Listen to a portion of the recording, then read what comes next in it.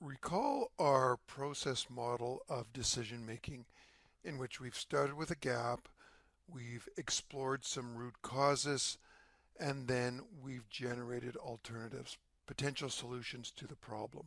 Now, of course, all this is done within the context of our goals and objectives.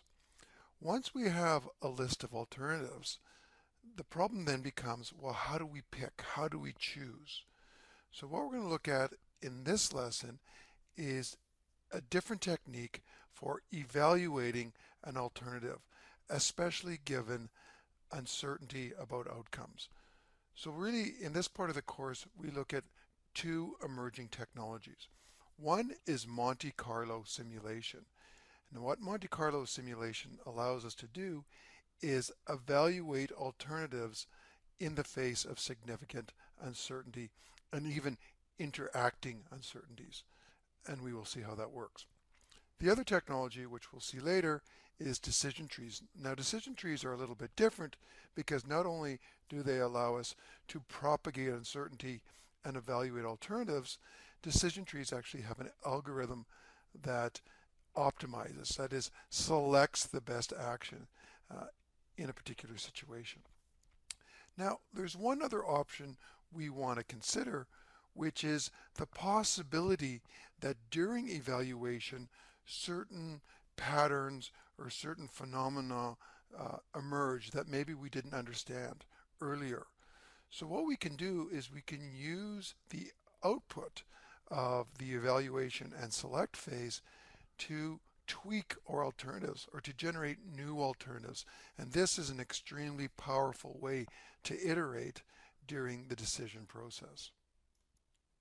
To motivate our discussion of Monte Carlo simulation, consider a decision situation in which we have two alternatives, alternative A and alternative B. Now these alternatives are different in terms of the timing and the certainty of their cash flows. So typically we use a cash flow diagram to show these patterns. So for example, in alternative A, we start with a significant outlay of money, a negative cash flow. And the reason we're willing to make this outlay of money at the start is because we expect an offsetting series of cash flows in the future. Now, in alternative B, the situation is somewhat different.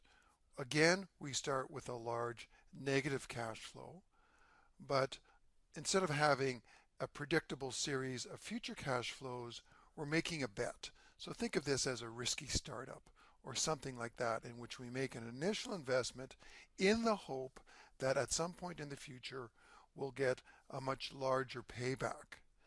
Now, the issue here is that we have to decide between two very different patterns of cash flow. At the top, alternative A, we have this sort of steady plan of returns, and in alternative B, we have the situation where nothing is guaranteed, but the upside at the end could be significant. The question, from a decision maker's point of view, is how do we select, how do we evaluate these very different cash flows in a way that's fair, that's apples to apples, that takes into account both the uncertainty and the different timing. The basic idea in discounted cash flow analysis is that we recognize that money in the future is worth less than money today. That is, I'd rather have $100 now than $100 in 5 years. I could invest that money now and have interest in 5 years. It also recognizes the fact that future cash flows are uncertain. Maybe some of the cash flows that I've projected might not occur because of the company might go bankrupt or other things might happen. So what we do is discount or reduce all future cash flows using what's called the discount rate.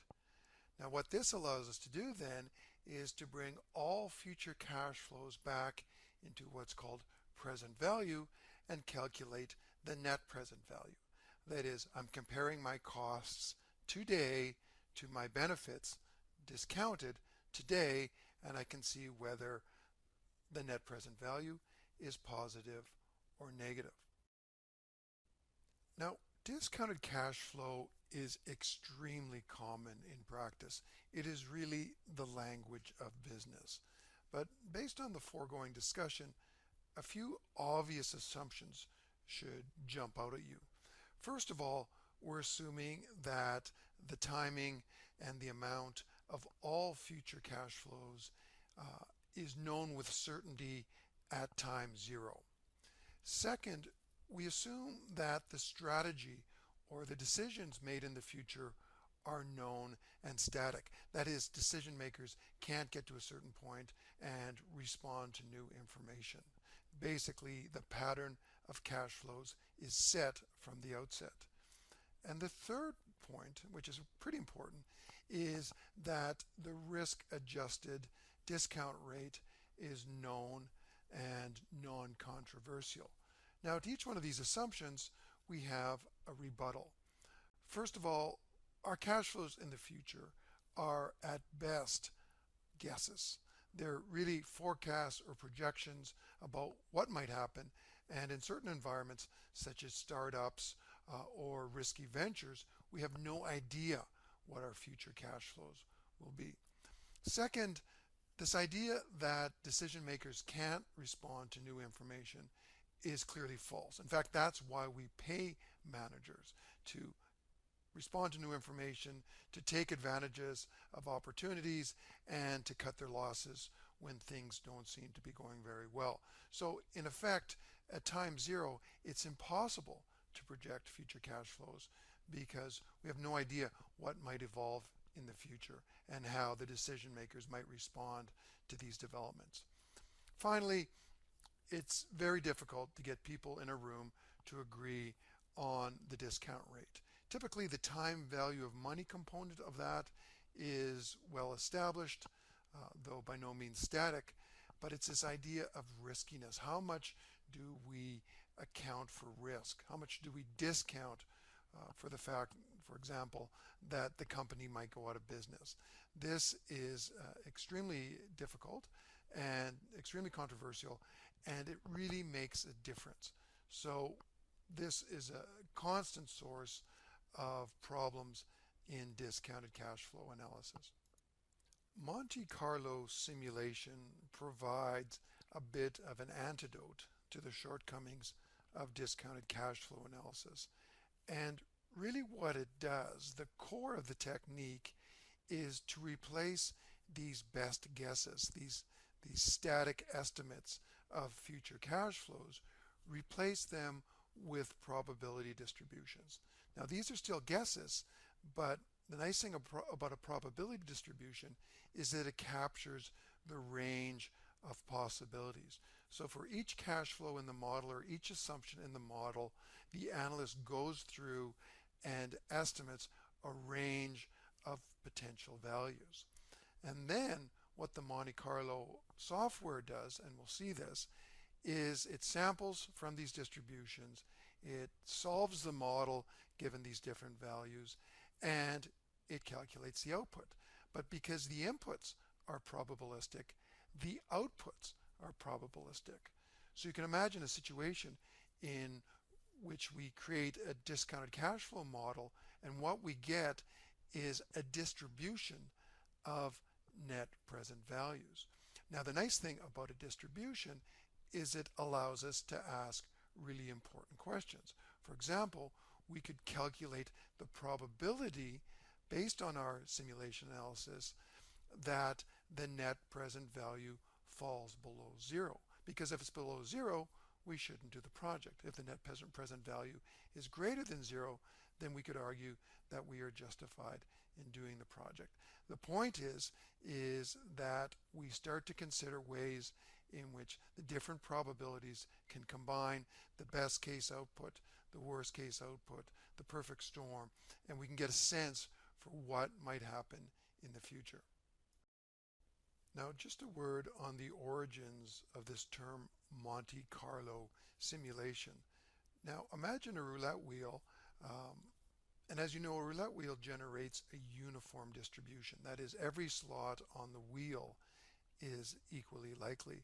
Imagine a roulette wheel that generates a number between 0 and 1 with equal probability.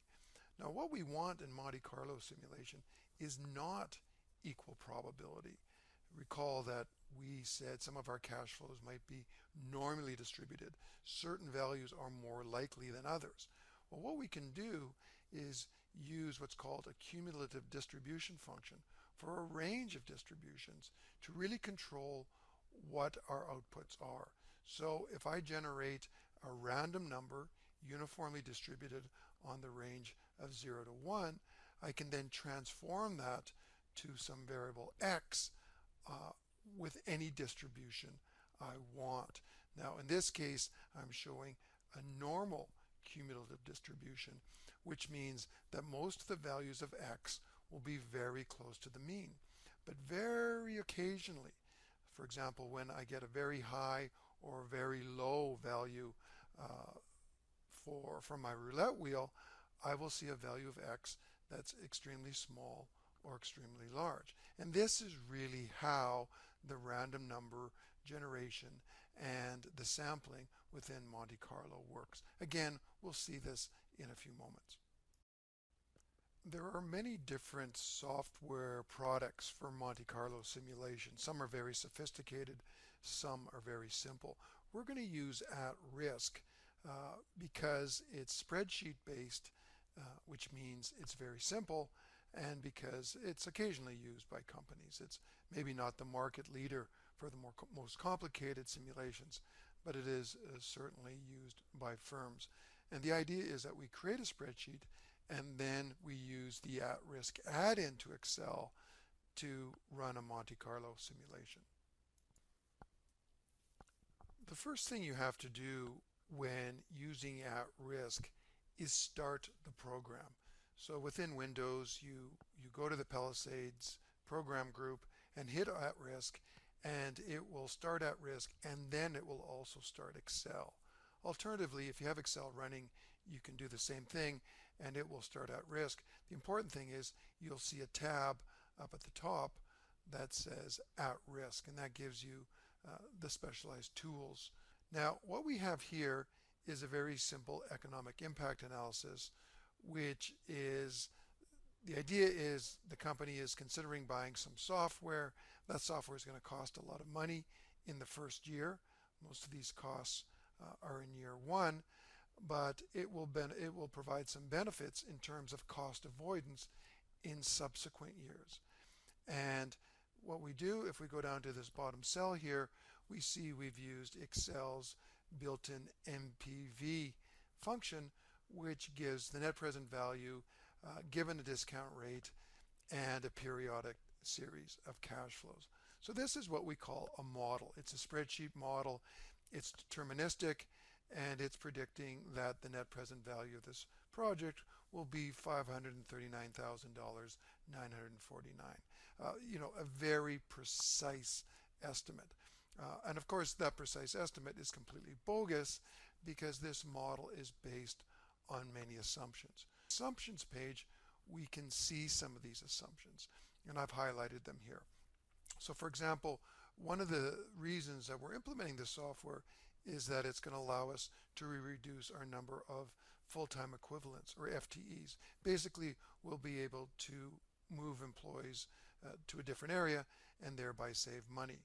Now, each of these employees comes with a salary and benefits and so on, and we can expect these salaries to grow at least with inflation. We also carry significant inventory in this company, and we face significant inventory costs. And so the idea is that the software investment will allow us to reduce our inventory. Now, on the cost side, we have hardware and software, of course, and say that we are worried about the cost of our implementers, the consultants, and perhaps an industry standard is simply to assume the consultants will cost about 60% of the total hardware and software cost of the project. And finally, there's some ongoing maintenance, software licenses, and so on. The point is that all 4 of these assumptions are guesses. Now, one thing we can do in Excel is to perform what-if analysis. So for example, if we're worried about those 12 FTEs, we can change that a little bit and go to our model, and we see that it changes the net present value of the project.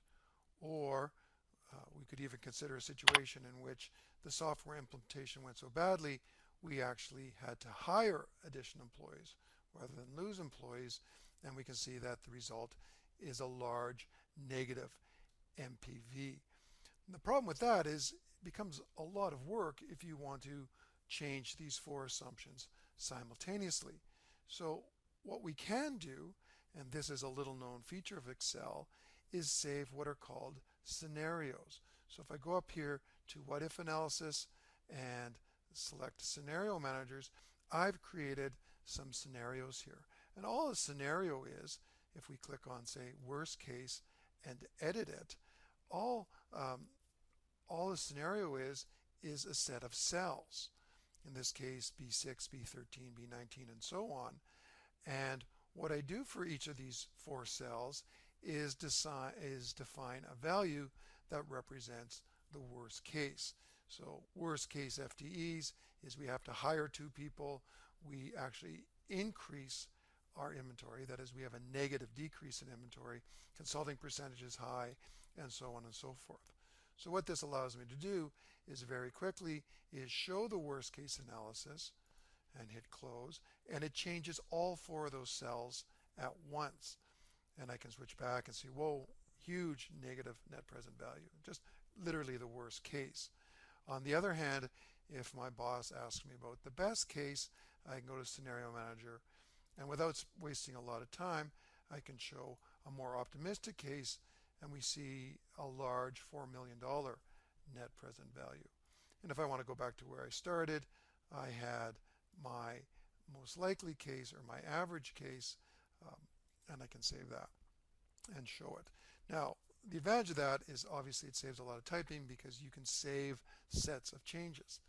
The disadvantage, and it's a bit subtle, the disadvantage is that it doesn't really tell me which is more likely. How likely is that massively bad worst case scenario versus how likely is that very optimistic best case scenario?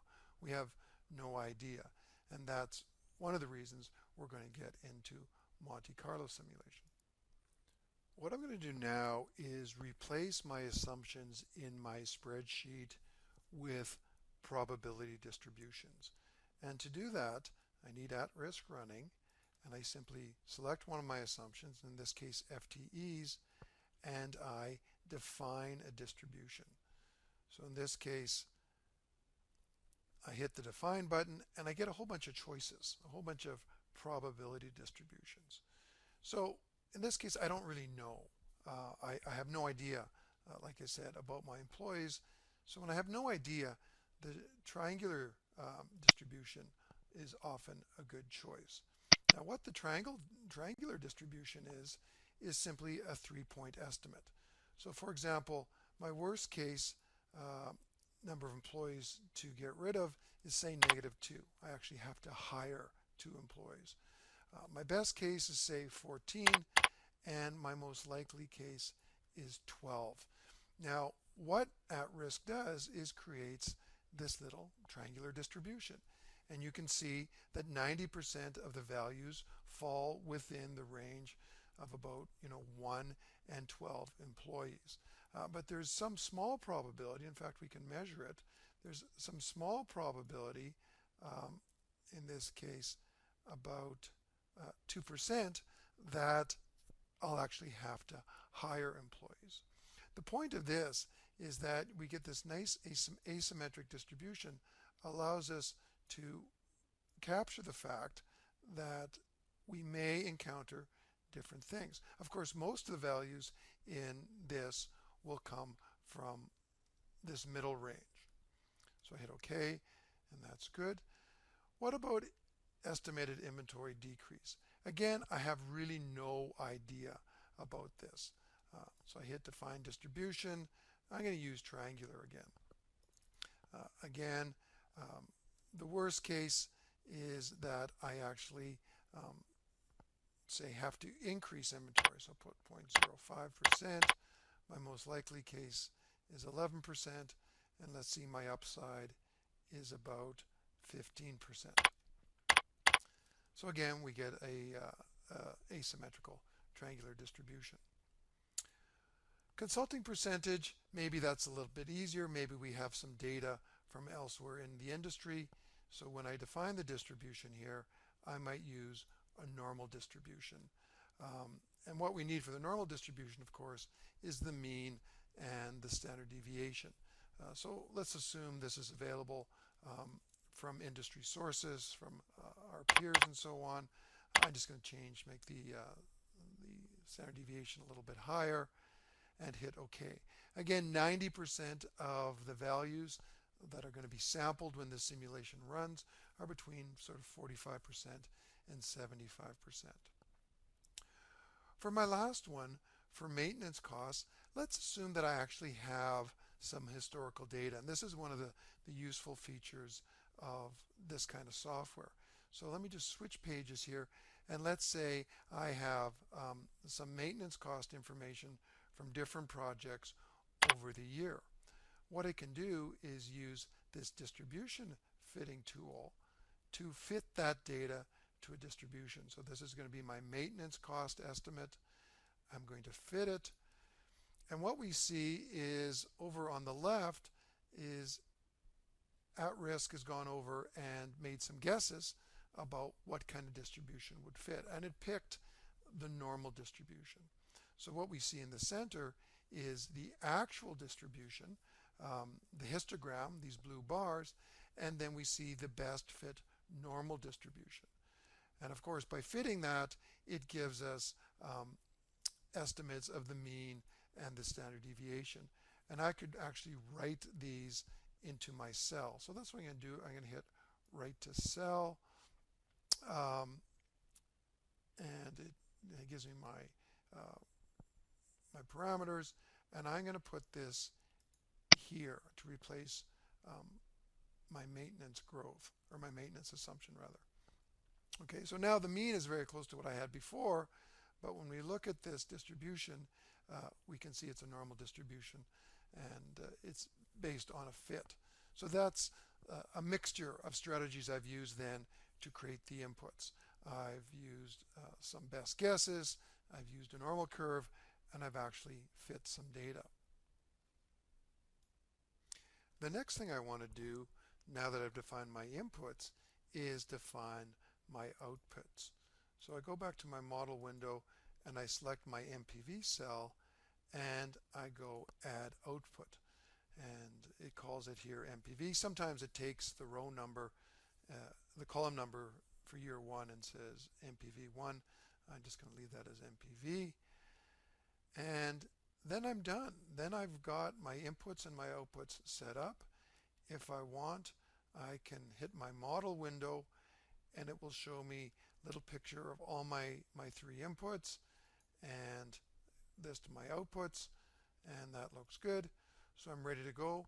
What I'm going to do now then is hit the start simulation. So when I do that, it's going to go away for a second and I will get my simulation graph. So what this is then is the distribution of net present value over 1,000 different simulations. Now, before we talk about the results, it's worthwhile to think a little bit about what's going on. So within the spreadsheet, we start off with a set of assumptions. And those assumptions are embedded in the financial model, and this financial model yields a single value of interest, the project's net present value. That's just a normal spreadsheet. What we do when we simulate is we vary the assumptions. That is, we sample from some predefined distributions and replace the assumptions with sampled values. And we do this over and over and over again. And each time we do this, the model changes. And when the model changes, the MPV changes. Now what at risk does is it writes all of that the various values of the inputs and the resulting output to a data file. And once that runs 1,000 times or 10,000 times or whatever, it can then look at the output and construct a frequency distribution. So what can we do with the distribution of simulated MPVs in this case? Well, over on the right, you can see that the simulation yields some descriptive statistics. So for example, the expected value, or the mean in this case, is largely negative. And the range of values we've seen in the simulation goes from an MPV of minus 35 million all the way up to a positive MPV of 10 million. Now, the descriptive statistics are useful, but for me, it's actually the graphic, the histogram, that is of the most use. So we can see here that a huge portion of the simulated outcomes yield a negative net present value.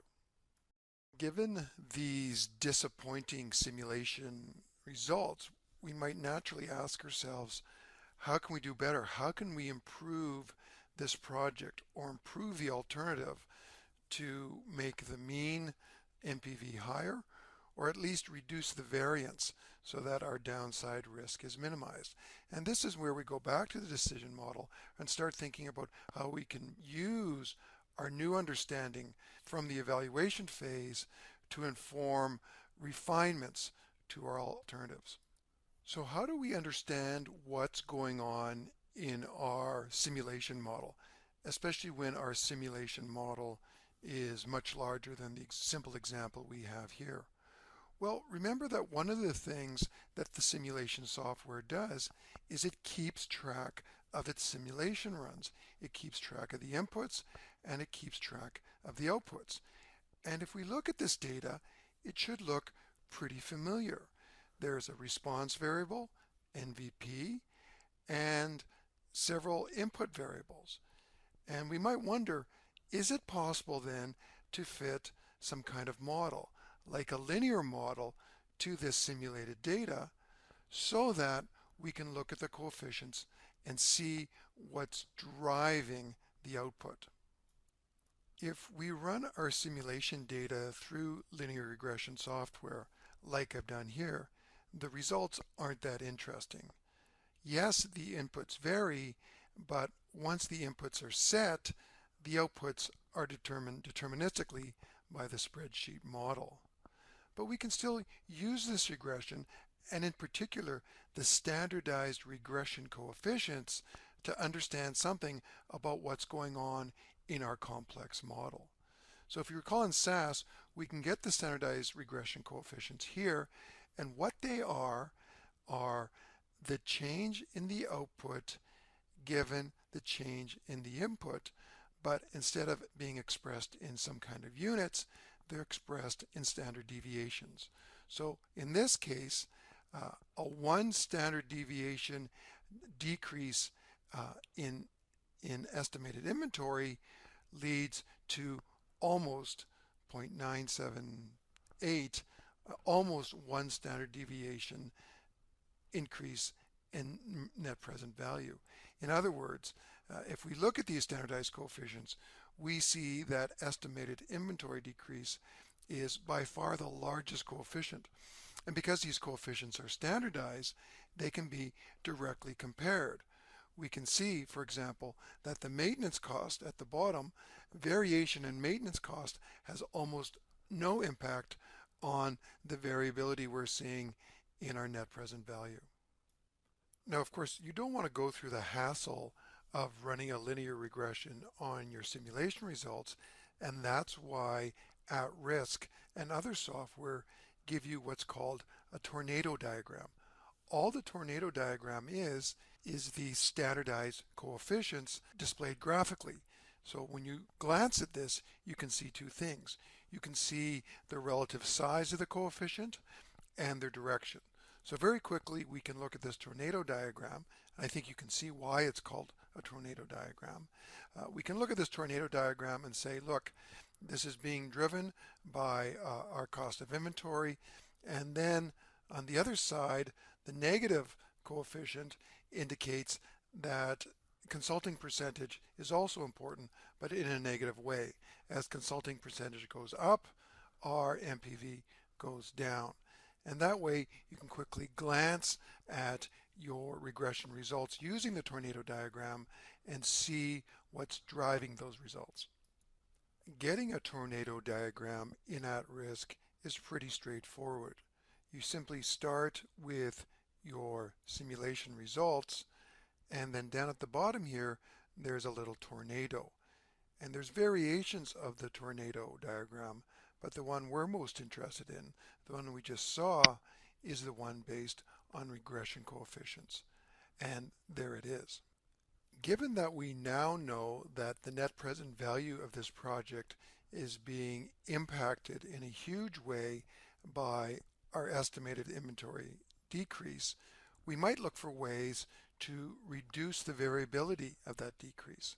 So here I set up a different version, a different alternative really, in which here on consulting percentage, I've upped the consulting percentage from 60% to about 85%. Now it's still variable, but the mean has moved upwards to indicate the fact that I'm willing to spend more on better consultants. Now at the same time, I've come in here and changed the distribution of inventory decrease. So at one point we modeled it that our inventory might actually increase.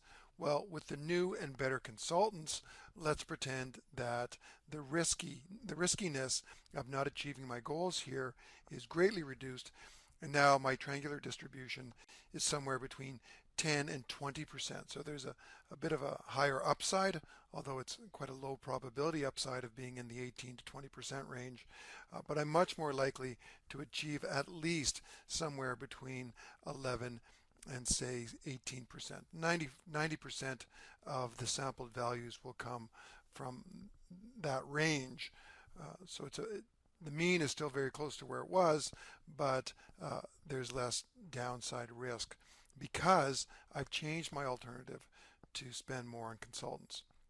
Now, when we model and run this, we get a different output. What we get here is now our mean is at least positive, just barely so, about $1.6 million. But we'll see my downside is greatly reduced. In fact, if I drag my sliders over, I can see the probability of a negative net present value is now only about 45%. That still may be way too high, but you get the idea. We can change the project based on the simulation results and the analysis of the tornado diagram. The last thing I want to talk about in this lesson is the idea of correlated inputs. So far we've assumed that when we have multiple inputs, they have independent distributions, and when the Monte Carlo simulation samples from these distributions, they're independent of each other. They're not related in any way. But what we sometimes see in reality is some kind of dependence between our inputs. So here's some data I was looking at not too long ago, which is the value of building permits in one region and the value of building permits in another region. And what you can see here is that these two inputs are reasonably highly correlated. They tend to move together. High building permit values in one region seems to occur at the same time as high building permits in the other region, and the overall correlation is above 0.8. The question is, what do we do when our inputs are correlated? This is a very important problem when modeling the real world, and fortunately it's one of the things that we can model quite easily in Monte Carlo simulation. To illustrate the idea of correlated inputs, let's use a much simpler model. So in this case, let's pretend we're a bank and we have two alternatives. The first alternative is to underwrite 200 mortgages in one region. The other alternative is to split the 200 mortgages into two different regions. So this kind of gets into the idea of geographical diversification that I was talking about in the last slide. Now, in all cases, let's assume the default rate, that is the rate at which people don't pay their mortgage, is 5%. And this is the same regardless of the alternatives. So we can see the expected number of defaults in both cases, both alternative 1 and alternative 2. They're the same. But what we also are going to do is we're going to simulate changes in this default rate. It can be higher or lower than 5. And I've used the same distribution in each case. Now, what I'm interested in as a decision maker is then the number of defaults I'm going to encounter under alternative 1 and alternative 2. And we can simulate that now. So I start my simulation and I've set those two bottom line alternatives as my outputs, and we can see here that the mean number of defaults in one region is about 10. But what's really interesting is that the standard deviation is 2.